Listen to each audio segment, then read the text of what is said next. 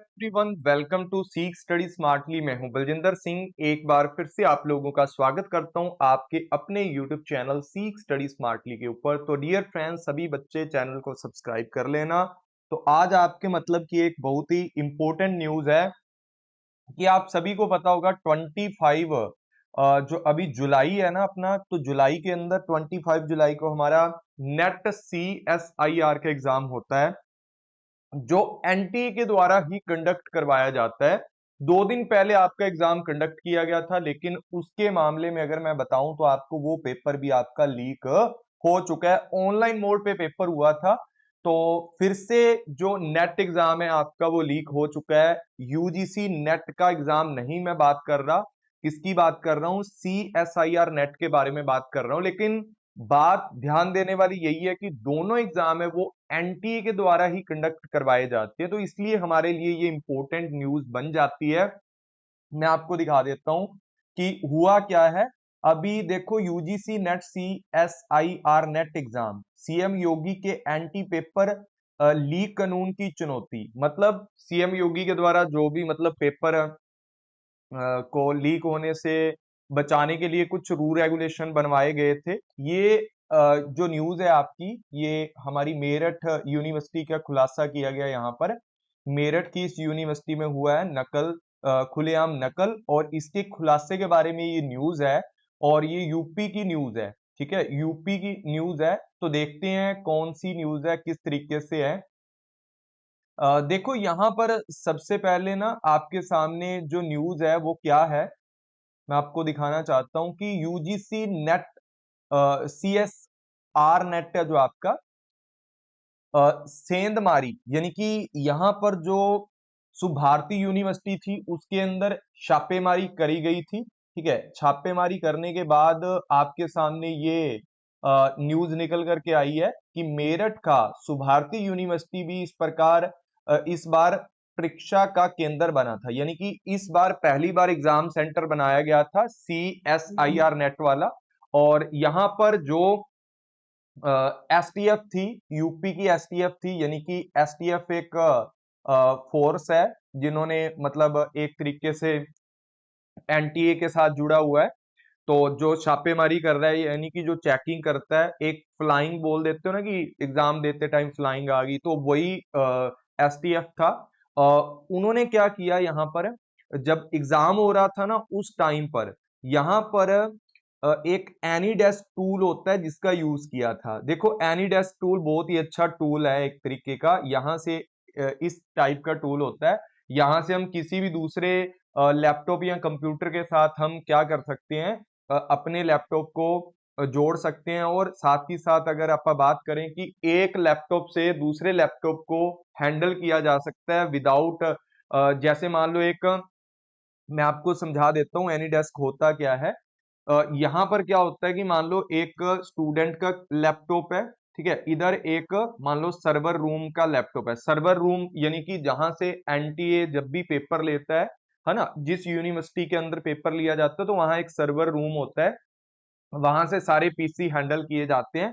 तो यानी कि सर्वर रूम से इसका आईपी एड्रेस जोड़ करके, आईपी एड्रेस होता है मतलब अलग अलग कंप्यूटर को चलाने के लिए एक आईपी एड्रेस होता है, जैसे आपके फोन का हो सकता है, आपके लैपटॉप का, कंप्यूटर का, है ना। तो इस सर्वर रूम से, मान लो ये आपका सर्वर रूम है, यहां से इसको एनीडेस्क के थ्रू हैंडल करके, है ना, एनीडेस्क के थ्रू इसको हैंडल करके, यानी कि इस बच्चा इसमें माउस भी यूज नहीं कर रहा, ठीक है, कोई भी कीबोर्ड का यूज नहीं कर रहा। यहां पर जो बैठा बंदा है वो एनीडेस्क का यूज करके इस पेपर का सॉल्यूशन कर रहा है। समझ रहे हो कितना बड़ा ऑनलाइन स्कैम किया जा रहा है स्टूडेंट्स के साथ। तो CSIR नेट के स्कैम, साथ ही साथ इन्होंने क्या बोला है कि कंप्यूटर स्क्रीन को शेयर करके बाहर बैठे सर्वर, मतलब सॉल्वर ने पेपर को सॉल्व किया, यानी कि पेपर को सोल्ट आउट किया बाहर बैठे बंदे ने। तो जब भी एसटीएफ ने सर्वर रूम में 2 लैपटॉपों में एनीडेस्क टूल के साथ जब्त किए, मतलब 2 आरोपी थे जिनको हिरासत में भी ले लिया, यानी कि जिनको गिरफ्तार भी कर लिया। और 2 लोग थे जो एनी डेस्क टूल का यूज करके दूसरे बच्चों को क्या करवा रहे थे, एग्जाम सोल्ट आउट करवा रहे थे। दरअसल शुक्रवार को जब यूपी कि जो एसटीएफ है उन्होंने छापेमारी की, तो इस दौरान एग्जामिनेशन लैब सर्वर रूम में लोकल एरिया नेटवर्क, मतलब जो भी होता है ना एक लोकल एरिया नेटवर्क, ताकि सारे लैपटॉपों को वहां जोड़ा जाता है, उस रूम के अंदर 2 लैपटॉप ऐसे थे जिनमें एनीडेस्क टूल का यूज किया जा रहा था। एग्जाम करवाने वाले एक कर्मचारी से मोबाइल भी मिला। ठीक है, मोबाइल में 4 अभ्यर्थियों के रोल नंबर थे, मतलब 4 स्टूडेंट्स के रोल नंबर थे, और उनके आईपी एड्रेस भी थे उसके अंदर। सही है, और आईपी एड्रेस, सॉरी ये बार बार आ रही है आगे, तो आईपी एड्रेस थे, यानी कि यहां पर अगर मैं बात करता हूं कि आईपी एड्रेस का यूज करके बच्चों को बहुत ही बड़ा स्कैम किया जा रहा है। देखो अभी अभी नेट का पेपर लीक हुआ था, और सीबीआई की रिपोर्ट बोल रही है कि नेट का पेपर लीक नहीं हुआ था। अपने आप को बचाने के लिए गवर्नमेंट ऐसा करती है हमेशा, क्योंकि गवर्नमेंट अच्छे से वर्क नहीं कर पा रही। इसके अलावा अगर मैं बात करता हूं, जो हमारा एग्जाम पहले भी हुआ था सीएसआईआर नेट वाला, है ना, या कोई भी बाकी सारे एग्जाम हुए हैं, वो सारे के सारे एग्जाम यानी कि लीक हुए हैं। तो यानी कि हमारा तो एनटीए पे ट्रस्ट रहा ही नहीं, क्योंकि एनटीए तो हमने पहले ही इसको फुल फॉर्म दे दी थी, नॉन ट्रस्टेबल यूनिवर्सिटी एजेंसी, है ना। तो एनटीए के द्वारा पेपर यहाँ पर वापिस से, देखो एनटीए का नाम बोला जा सकता है क्योंकि वो काम नहीं कर रही, ऐसे लोगों को बीच में अपने काम पे रख रही है, या अनट्रस्टेबल बंदे रख रही हैं जो पेपर को लीक करवा रहे हैं, है ना। तो यहाँ पर एसटीएफ की अगर मैं बात करता हूँ, अमिताभ यश ने दी है ये जानकारी। उन्होंने बोला है, मतलब जो भी एक तरीके से फ्लाइंग के अंदर मुखिया थे, उन्होंने बताया ओवरऑल की किस तरीके से एग्जाम के अंदर धांधली चल रही है, और किस तरीके से बच्चों से पैसे ले लेकर बच्चों का एग्जाम है जो क्लियर करवाया जा रहा है। ठीक है, तो ये बहुत ही बड़ा मतलब खिलवाड़ किया जा रहा है हर बच्चे से, चाहे वो नेट का स्टूडेंट है, चाहे वो फिर दूसरा स्टूडेंट है। देखो एग्जाम तो आपका एग्जाम ही है ना, इतने सारे बच्चे मेहनत करते हैं, फिर बच्चा इतना सारा मेहनत करने के बाद भी अपना एग्जाम है ना, वो क्लियर नहीं कर पाता। उसके बाद क्यों? क्योंकि आपके एग्जाम तो पहले ही कोई और क्लियर कर रहा है बैठ करके, है ना, बिना मतलब मेहनत किए पैसे दे करके आपका एग्जाम क्लियर करवाया जा रहा है। तो यार ये बहुत ही बड़ी प्रॉब्लम है हमारे भारत की एजुकेशन सिस्टम के अंदर। तो इस प्रॉब्लम्स को रोकना चाहिए गवर्नमेंट को।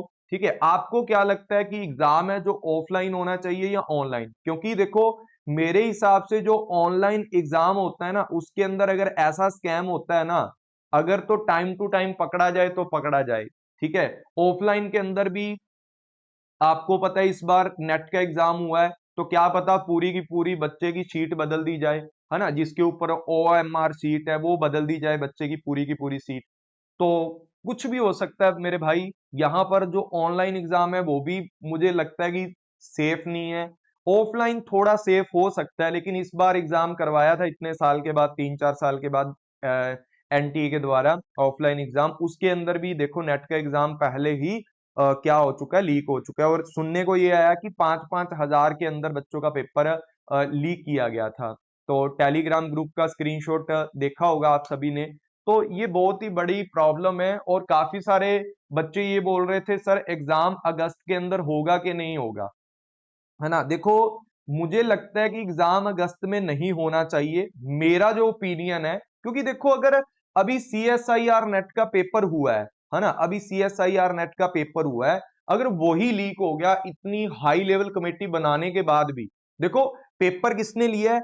एनटीए के अंडर ही पेपर लिया गया है ना, एनटीए के अंडर ही तो पेपर लिया गया है। जो भी पेपर लिया गया एनटीए के अंडर ही पेपर आता है, सीएसआईआर नेट वाला भी, चाहे आपका यूजीसी नेट वाला पेपर है ना, प्रोफेसर के लिए और ये साइंस वाले बच्चों के लिए। अब पेपर तो लीक हुआ है ना, अब अगस्त में अगर फिर से ऐसा होता है, बहुत सारे बच्चों की तो उम्मीद टूट जाएगी, है ना। हम विश्वास नहीं कर पा रहे इस चीज के ऊपर। तो मुझे लगता है कि बहुत बड़े लेवल पे एग्जामिनेशन सिस्टम को सुधारना चाहिए।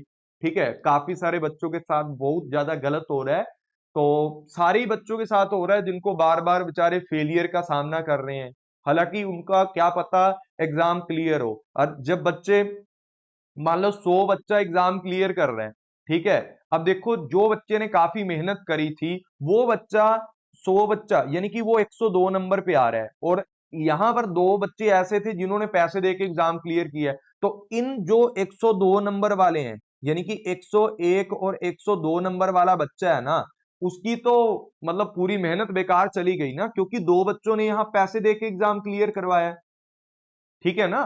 तो ये बहुत ही ज्यादा बड़ा और गंभीर एक मामला है, जो एनटीए को भी ध्यान में देना चाहिए और गवर्नमेंट को भी इन चीजों का ध्यान रखते हुए चलना चाहिए। ठीक है ना। तो नहीं तो यार ऐसा बंदा, पैसे वाला बंदा ही जॉब लेके साइड में हो जाता है, जिसके पास पैसे हैं, एग्जाम क्लियर करवा रहा है अपने बच्चे का। तो ये बहुत ही ज्यादा शर्मनाक बातें हैं हमारे समाज के लिए भी और हमारे पूरे के पूरे भारत के लिए। फिर भारत आगे कैसे बढ़ेगा जब इतना सब कुछ हो रहा है? क्योंकि जो बंदा आज घूस देकर, पैसे देकर पास हो रहा है, वो कल को पैसे लेगा भी तो ना, है ना। कल को पैसे, और टैलेंटेड बंदा है जो, जिसके पास स्किल है, जिसके पास नॉलेज है, वो बेचारा 102 नंबर पे आगे बैठा है। ठीक है, इस बच्चे का एग्जाम बार बार क्लियर नहीं हो रहा। तो ये बहुत ही घटिया मतलब एक तरीके से देखा जाए तो पॉलिसी है। जो भी इन लोग इस चीज को सपोर्ट कर रहे हैं, जो जो लोग इन चीजों को कर रहे हैं बार बार, ठीक है, उनको सख्त से सख्त कानूनी कार्रवाई उनके ऊपर करके उनको सजा मिलनी चाहिए। मैं तो कहता हूं उनको डाल दो जेल में, ठीक है ना, 15-20 साल के लिए, इकट्ठा लाइफ टाइम के लिए डाल दो। क्योंकि यार किसी बच्चे का भविष्य खराब करना, ये भी बहुत बड़ी गलत बात है। सही है ना। तो डियर फ्रेंड्स, आपको क्या लगता है, एग्जाम ऑफलाइन होना चाहिए या ऑनलाइन होना चाहिए, या अगस्त में आपका एग्जाम दोबारा से होना चाहिए, या फिर आपको वेट करना चाहिए कि दिसंबर के अंदर अच्छे से आपका एग्जाम कंडक्ट किया जाना चाहिए? आप लोगों की क्या राय है इस पूरी न्यूज के ऊपर, जरूर बताना एक बार कमेंट करके। ठीक है, मिलते